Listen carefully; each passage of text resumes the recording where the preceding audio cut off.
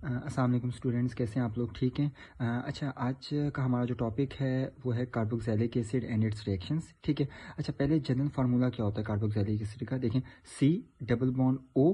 Basically आपको पता है C double bond O basically carbonyl को रिप्रेजेंट कर रहा होता है। ठीक है। लेकिन अगर सी डबल बॉन्ड ओ के साथ ओ और एच अटैच हो जाए तो ये बेसिकली क्या होता है? कार्बोक्सिलिक एसिड होता है। अब जरा थोड़ा सा वैलेंसी के बारे में हम कर लें, जो कि बच्चों को थोड़ा सा क्या होता है, प्रॉब्लमेटिक होता है बच्चों के लिए। आपको पता है ऑक्सीजन को मतलब दो वैलेंसी चाहिए होती है, मतलब उसके पास दो बॉन्ड्स बननी चाहिए। तो देखें, कार्बन के साथ ऑक्सीजन डबल बॉन्ड बना रहा है, तो इसका मतलब इस ऑक्सीजन की वैलेंसी क्या हो गई है? पूरी हो गई है। अगर मैं इस ऑक्सीजन की बात करूँ, देखें एक ही कार्बन के साथ बना रहा है और एक ही किसके साथ बना रहा है? हाइड्रोजन के साथ बना रहा है। उसका मतलब इसकी भी वैलेंसी क्या हो गई है? पूरी हो गई है।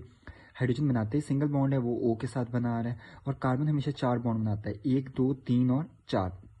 अब अगर ये एक कार्बन है और इसके साथ मैं क्या अटैच कर दूं? एच अटैच कर दूं वैलेंसी पूरी करने के लिए, तो एक कार्बन को हम क्या कहते हैं? मैथ। ठीक है। और ये कार्बोक्सिलिक एसिड है, तो इसको बस आपने इस तरह याद रखना है कि मैथन करके ना, मैथन होता है ना बेसिकली हमारे पास, एक कार्बन को हम मीथेन कहते हैं ना, लेकिन अगर मैं ई ना अटैच करूं, ई लिख देता तो ये अल्केन की फैमिली बन जाती।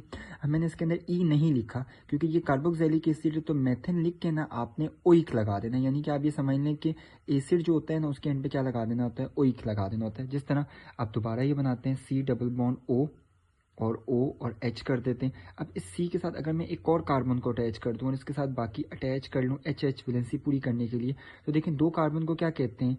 ईथेन, यानी कि EH ETH EN करके ना, बाकी जो E है ना, जो इथेन के E की जगह मैंने क्या लिख देना है? बस ओइक एसिड। तो ये बेसिकली क्या हो जाएगा? एथानोइक एसिड। अब जस्ट सपोज अगर कोई टीचर आपसे पूछे या कोई भी अगर आपसे पूछे कि आप प्रोपानोइक एसिड बनाए, फॉर एग्जाम्पल हम पहले लिख लेते हैं प्रोपा नोइक एसिड, तो आपको स्ट्रक्चर बनाने में कोई परेशानी नहीं होना कि यार ये प्रोपानोइक एसिड कैसे बनेगा। आप बस पहले, सबसे पहले आप ये देखें, प्रोप मीन्स तीन कार्बन। आप क्या करें? तीन कार्बन पहले बना दें, 2 3। ठीक है। अब देखिए उसने कहा हुआ है नोइक, यानी कि इसका मतलब कार्बोक्सिलिक एसिड बनेगा। तो आप इस वाले आखिरी वाले कार्बन के साथ हम, मेरे लिए आसान होगा, मैं क्या करता हूँ? C double bond O O H. अब बाकी इस कार्बन की वैलेंसी पूरी करने के लिए देखें, एच एच एच एच और H। ये बेसिकली देखें, तीन कार्बन को आपने क्या कह दिया? प्रोपन कह दिया, प्रोपन। और डबल बॉन्ड O OH की वजह से ये क्या बन गया? प्रोपानोइक एसिड बन गया। अब हम ना इसके रिएक्शंस करेंगे। हम ना एक ही एसिड को, कार्बोक्सिलिक एसिड को लेंगे, हम उसको ले लेते हैं, हम एथानोइक एसिड ले लेते हैं। ठीक है। CH3COOH, this is called acetic acid, this is called ethanoic acid. देखिए दो कार्बन है, दो कार्बन को आप क्या कहते हैं? एथानोइक एसिड। और इसका दूसरा नाम क्या होता है? Acetic acid. मतलब आपको दोनों नाम पता होने चाहिए क्योंकि किसी भी नाम से वो आपसे पूछ सकते हैं। अब एथानोइक एसिड को ना पहले हम बेस के साथ रिएक्ट करते हैं। बेस हमारे पास क्या होती है? NaOH, sodium hydro oxide. साथ साथ ना नीचे आप लिख लिया करें, ये एक थोड़ा सा अच्छा हो जाता है।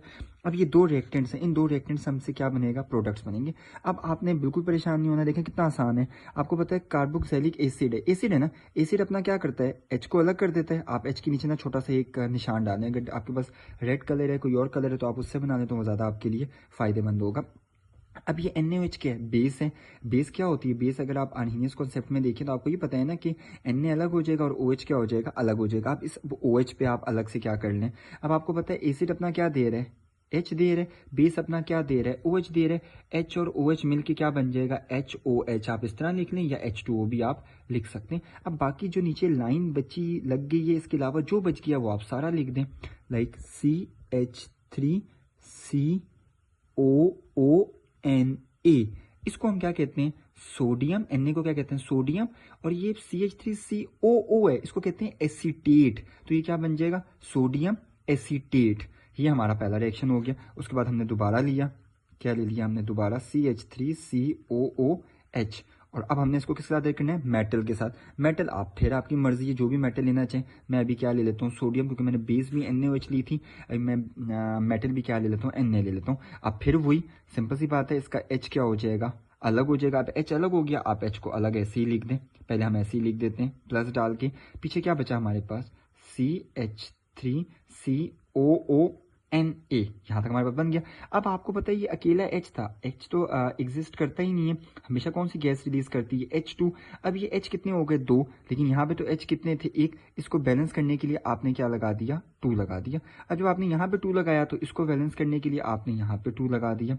अब Na को भी तो आपने 2 बैलेंस करना है, तो यहाँ पे बैलेंस करने के लिए आपने यहाँ पे भी क्या लगा दिया, 2 लगा दिया। अब फिर अगेन H2 क्या है, हाइड्रोजन गैस, और ये हमारे पास क्या बना, Na सोडियम एसीटेट। अब देखिए आपसे वो ये भी हो सकता है वो आपसे ये पूछ ले कि write down the production of या फॉर्मेशन ऑफ सोडियम एसीटेट, और मतलब आपकी मर्जी होगी आप जिसके साथ भी रिएक्ट करें। लेकिन अगर वो पूछे कि अगर कि कार्बोक्सिलिक एसिड के रिएक्शंस में कौन सा रिएक्शन है, किसके साथ रिएक्ट करें, तो हाइड्रोजन गैस क्या होती है, रिलीज होती है। तो फिर आपको बताना पड़ेगा कि भाई जब भी हम किसी भी कार्बोक्सिलिक एसिड को किसी मेटल के साथ रिएक्ट करते हैं तो फिर क्या होता है, हाइड्रोजन गैस क्या होती है, रिलीज होती है। अब हम दोबारा ले लेते हैं कार्बोक्सिलिक एसिड, यानी कि जिसकी हम बार बार बात कर रहे हैं एसिटिक एसिड। इस एसिटिक एसिड को हम किसके साथ रिएक्ट करते हैं, अब बाइकार्बोनेट के साथ। अब किसके साथ रिएक्ट कर रहे हैं हम, बाइकार्बोनेट। अब बाइकार्बोनेट का नाम क्या होता है, इसको किस तरह पढ़ते हैं हम, इसको हम कहते हैं सोडियम बाइकार्बोनेट, ठीक है। एक ये नाम है और एक नाम इसका ये है सोडियम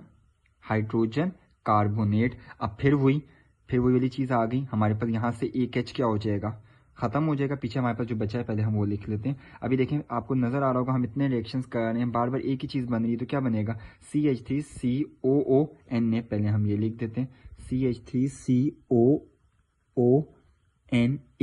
अब पीछे जो बच गया उसको देखते हैं, ये एक H, ये एक H और एक इसका क्या हो जाएगा, O हो जाएगा। तो ये मिलके क्या बना देंगे, H2O बना दिया। पीछे अब आप देखें क्या बचा है, एक आपके पास क्या बच गया, C बच गया और एक और तो चला गया, पीछे कितने O बच गए, 2 O बच गए। तो कौन सी गैस रिलीज हो गई, कार्बन डाइऑक्साइड गैस रिलीज हो गई। अब देखिए हम यहाँ पे आपसे ये भी पूछ सकते हैं कि एसिटिक एसिड को सोडियम हाइड्रोजन कार्बोनेट के साथ रिएक्ट करें तो क्या क्या आपके पास प्रोडक्ट बनते हैं, वही सोडियम एसीटेट, वाटर और कार्बन डाइऑक्साइड। दोबारा इसको एक दफा देख लेते हैं, CH3COONA बना देगा। देखिए एक ये H, एक ये H, 2 H ने इसका एक O लेके क्या बना दिया, वाटर बना दिया। अभी देखें जब एक O चला गया, पीछे 2 O रह गए और ये हमारे पास ये कार्बन रह गया ना, ये C और 2 O मिलके क्या बना देंगे, CO2 गैस बना देंगे। डन। अब हमारे पास बस एक लास्ट रिएक्शन रह गया जो कि बहुत इंपॉर्टेंट है, एस्टर्स, जो कि बोर्ड में आने के बहुत ज़्यादा चांसेस हैं। हमने पहले क्या लिया, सिंपल इसको CH3COOH ले लिया, इसको हम दोबारा नाम लिख देते हैं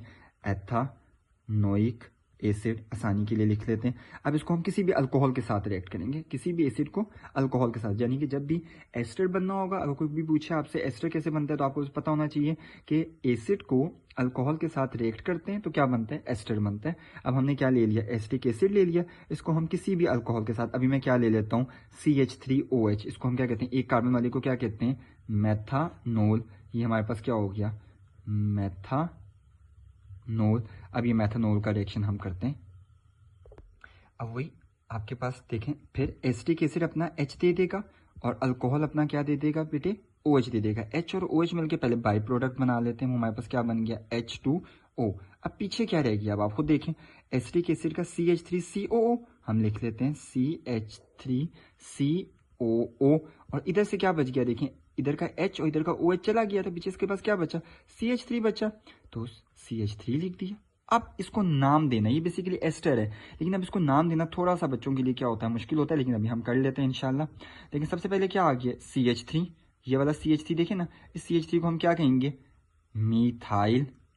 क्या बोला हमने, मिथाइल। अच्छा मिथाइल इसे क्यों बोला, क्योंकि आपको पता है कि जब भी अल्केन में से एक H रिमूव हो जाता है तो वो अल्काइल हो जाता है, तो CH3 क्या हो गया, मिथाइल हो गया।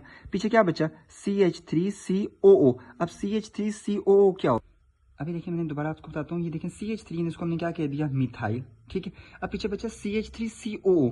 अगर CH3COO के साथ H होता तो वो एसिडिक एसिड होता, ठीक है। अब जब इसके अंदर से H निकल गया तो इसका मतलब ये क्या हो गया, आयन बन गया। तो CH3COO को क्या कहते हैं, एसीटेट। तो क्या हो गया, मिथाइल एसीटेट, और इसका एक और नाम भी हो सकता है मिथाइल। अब जैसे मैंने अगर एथानोइक एसिड लिखा है तो ये क्या हो जाएगा, मिथाइल एथानोएट। लेकिन अगर मैं यहाँ पे एसिटिक एसिड लिख देता तो क्या हो जाता, मिथाइल एसीटेट। यानी कि मिथाइल एसीटेट कहूँ या मिथाइल एथानोएट कहूँ, बात क्या है एक ही है। क्यों, क्योंकि एसिटिक एसिड हो या एथानोइक एसिड हो, बात क्या होती है, एक ही होती है। These are the basic reactions of carboxylic acid.